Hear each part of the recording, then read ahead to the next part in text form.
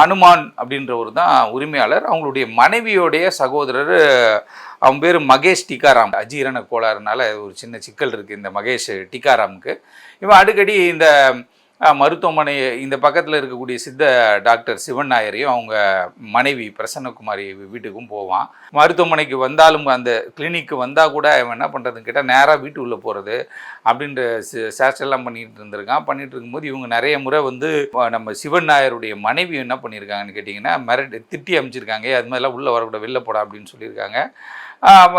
ஒரு சில நேரத்தில் கேட்டு போயிடுவான். இது மாதிரி தான் இவன் என்ன பண்ணியிருக்கான், கடந்த வாரம் அவங்க வீட்டுக்கு வந்திருக்கும் போது சிகிச்சைக்காக வீட்டுக்கு போகிறான். அவன் போயிட்டு எனக்கு வயிறு ஒரு மாதிரி இருக்குன்னு சொல்லி பேசுகிறான். பேசும்போது அதே மாதிரி இவன் தொடர்ச்சியாக வீட்டு உள்ளே போகிறான். அந்த லேடி பிரசன்னகுமாரி இருக்கிற பகுதி அந்த வீட்டு ரூமுக்குள்ளே போனோன்னா அவங்க வெளில போ அப்படின்னு சொல்லி ஏதோ சத்தம் போட்ட உடனே இவன் என்ன பண்ணுறான், உடனே கையில் வச்சு இந்த கத்தி எடுத்து ஏடாகுடமாக அவங்கள குத்துறாங்க. குத்த உடனே நிலை குலைந்து குடல் சரிந்து அவங்க கீழே விழுந்துடுறாங்க.